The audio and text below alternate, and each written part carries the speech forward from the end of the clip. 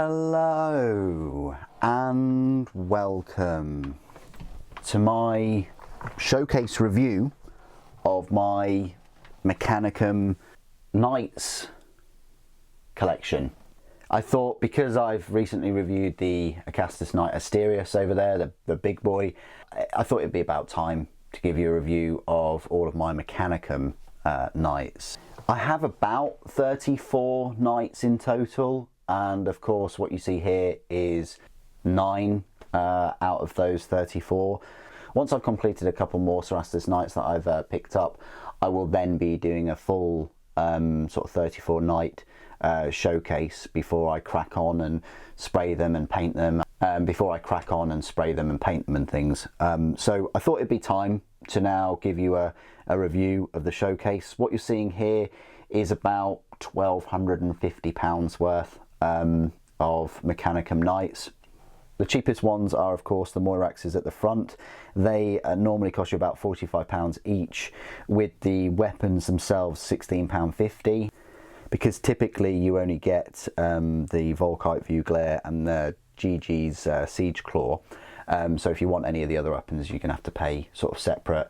Then we're looking at the two Knights either side of the big ones, the Megaera and the Styx.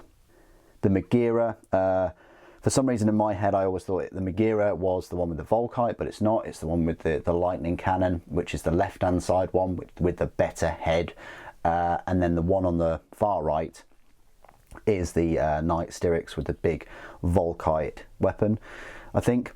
Then you've got the slim one, which is the Knight Atrapos, probably my favourite out of all the Knights, with the Lancer being a close second. And the Styx and the Megaera set you back about 150. I'm pretty sure that they'll come out in plastic. It's one of the reasons why I want to do this video now. But at the moment, the Styx and Megaera are £151 each.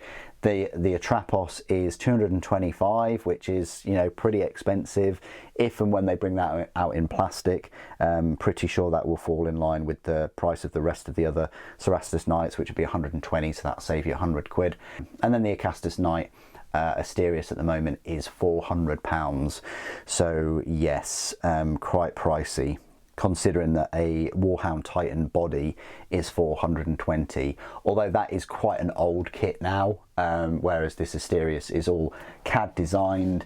You got the very nice instruction manual, which I for some reason I left out of the review, but you know, you can see it there, and there are all of the parts for it, and you'll have not really any issues putting it together. But I just thought I'd make that point that this is a CAD sort of designed one. So is the Atrapos actually, and the Moiraxes. So all their instruction guides are fantastic.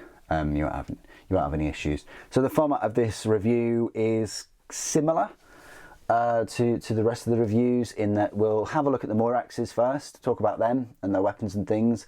Then we'll look at the two Questoris sized Knights. We'll have a look at the Atrapos, and then we'll finish off with the big boy himself, the Asterius, which I did do a review of not that long ago. So first of all, let's focus on the Moiraxes. Yes, they are £45 each, and no doubt they'll probably come out in plastic soon for probably £55 for a pair of them, which will be great and fantastic, and I'll probably pick up some more.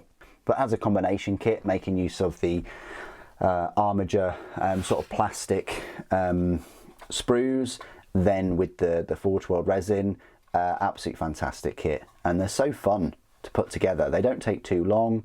They're a joy. They're all CAD designed. I haven't glued mine in place. I'm not sure I ever will. I don't know. I mean, I've glued the armor paneling on there, and I think I've glued all the armor pieces, but yeah, they're pretty much good to go. And also the reason why I haven't is because I think, if I'm clever, yeah, you can just swap the arms around. So I don't know if there's any reason for me to glue them if I wanted to sort of change the weapons and things about, because they stay in a semi-decent pose as it is. So yeah, you've got the lightning locks, you've got the Volkite, you've got the Siege Claw. Important to note that there is a rad weapon in there as well. That's important. They don't have any sort of top carapace weapons like the actual armigers do, like this one. You know, I think they normally have like a stubber or a melter gun. So yeah, you are missing out a little bit on a top weapon. But instead they do have a thing called a rad furnace, which means any melee hits allocated to models locked in combat with one or more units that include a model with a rad furnace require one lower result to wound than they would normally, to a minimum of 2+. They're also immune to the effects of rad grenades, and you can only wound them with rad phage special weapons on a 6+. So that's quite nice. Gives them a bit more survivability in, gives them a bit more damage in melee if you're gonna, you know, pick them with the siege claws. But if you're going for the full range weaponry, then probably not. They also have this thing called Grusso protocol, where it's an advanced reaction, where they may make a shooting attack targeting the unit that triggered the reaction, and the unit targeted by the Grusso protocol reaction may not take cover saves against wounds inflicted as part of the reaction, so that might be quite useful. But compared to a normal armiger, their stat line is exactly the same, you know, same movement, weapon skill, ballistic skill, and so on. I feel like the armigers are sort of more close combat focused. Yeah, you've got the Helverins as well, but they're your two flavours. The ones with the thermal lances and the Reaper chain blades, or the ones with the Phaeton autocannons. Whereas these, there's a bit more flexibility in the weapons. You know, you've got the Siege Claw with built-in Irad Cleanser, you've got the Volkite View Glare, you've got the Lightning Locks, you've got the Conversion Beam Cannons, and you've got the Graviton Pulsar. I mean, arguably, the Conversion Beam Cannons and Graviton Pulsars are, you know, the most damaging of those weapons, especially the Conversion Beam Cannons, which, you know, I've cheekily got one there, but I myself think they are a bit overkill. You know, 3-inch blast marker, 72-inch range, strength 12 AP1, and that one's got 2 of them, so yes, pretty horrific.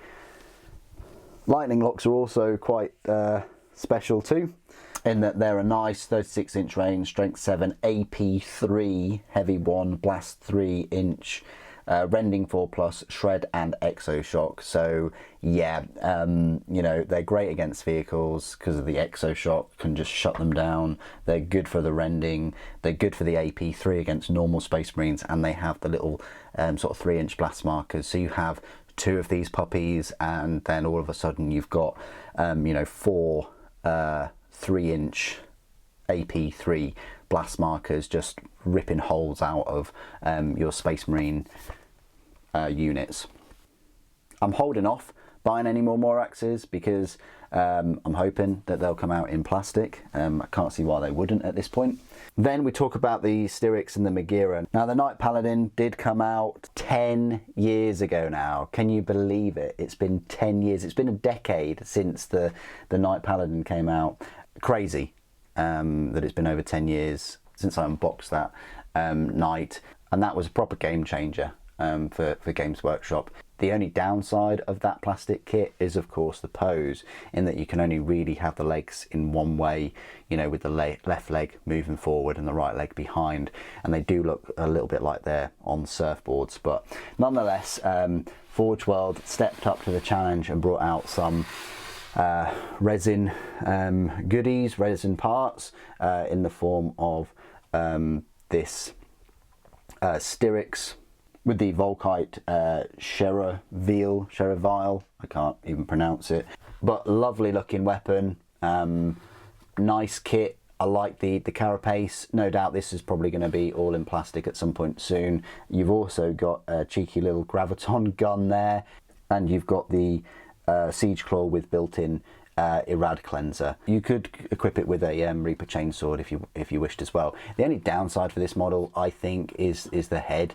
It's, yeah, obviously it's Mechanicum, but I'm not a massive fan. It's got the Flare Shield and Iron Shield, which is pretty disgusting. I mean, Iron Shield gives it the invulnerable 5+ for shooting attacks from the front and the rear, but then the flare shield also reduces the strength of shooting attacks against its front armor by -1 or -2 if it has the blast special rule.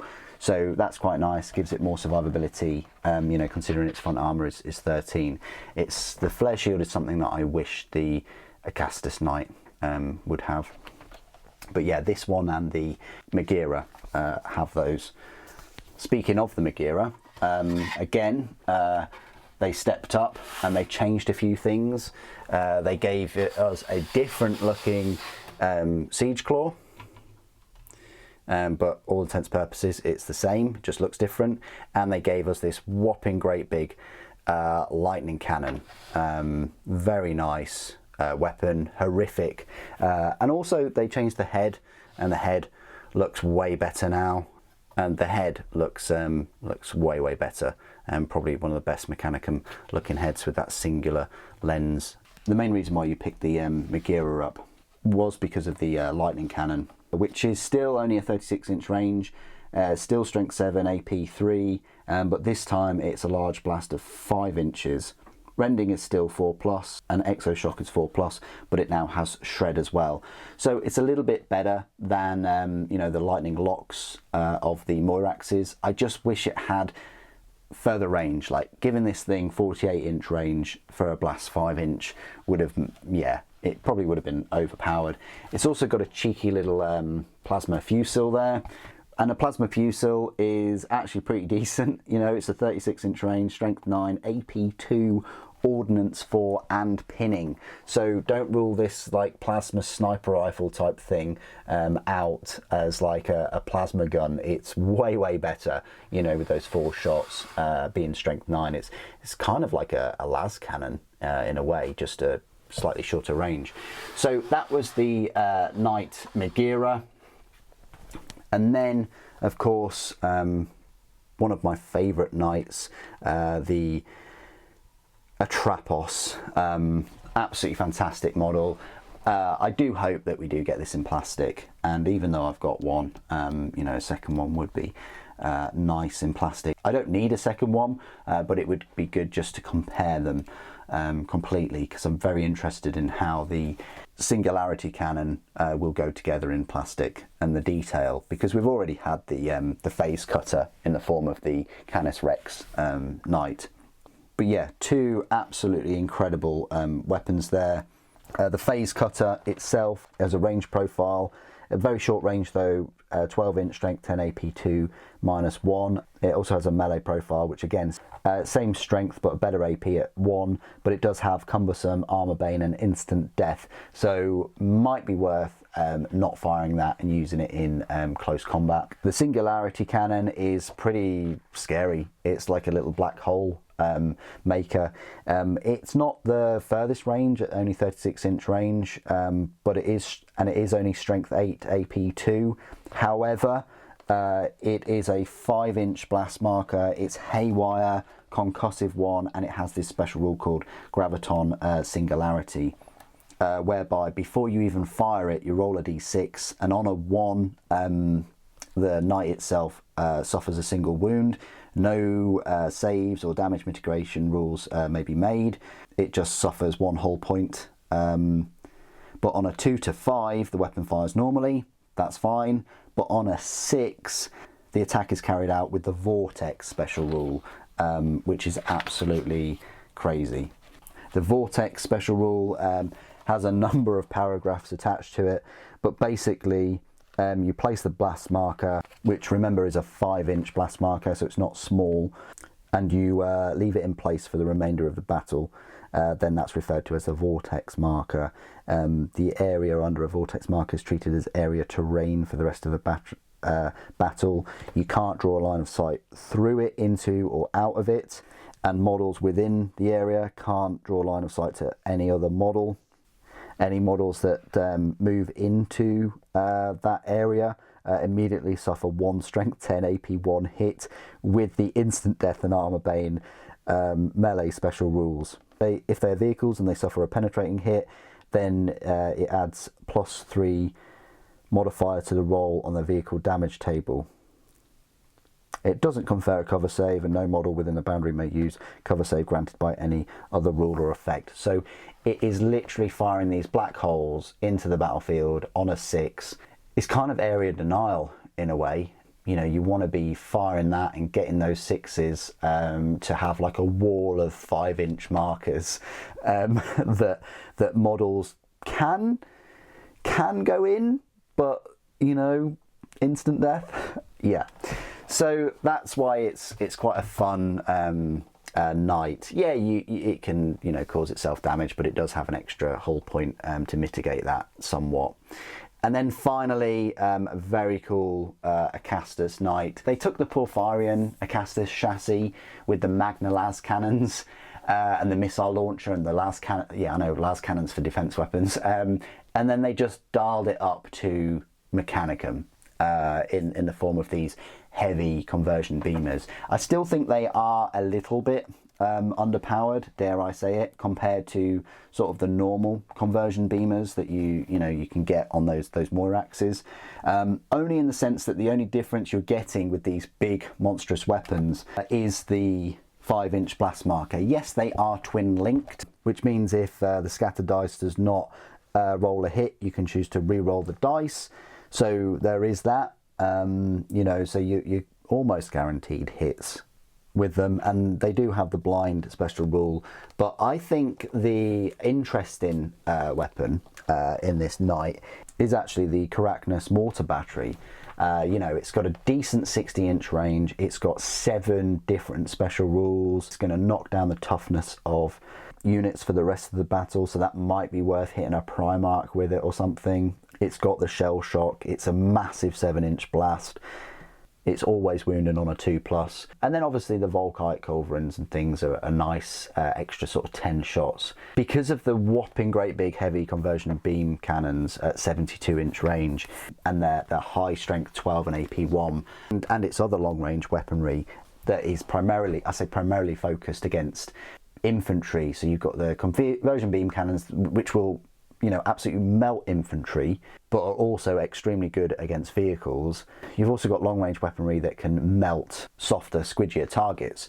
So it will really provide a headache for your opponent to deal with, because unless they're packing like volcano cannons and weapons that are, you know, 80 to 100-inch range to try and take it out from distance, their only real option is to weather the storm and hopefully get into melee range of it before they get disintegrated. The Atrapos, I think, is easier to deal with because the Atrapos could potentially wound itself, not completely destroy itself, well, eventually, but it could wound itself when it's firing that Singularity cannon. And both of its weapons, well, the Singularity cannon is only 36-inch range and the Phase Cutter is only 12. So as long as you've got you know, las cannons and things, or like a Knight Lancer to take it out in close combat, or to outflank its flanking speed, it can be kind of dealt with tanks and stuff. But the Asterius is definitely a hard problem to solve compared to the rest of these knights in the force. But what do you guys think of the Mechanicum knights? Are you hoping that all of these become plastic in the upcoming release? What's your favourite Mechanicum unit that you'd like to see in plastic? And which is your favourite out of all of these? Please do put your thoughts and opinions down in the comments below. Thank you for watching. The Emperor Protects.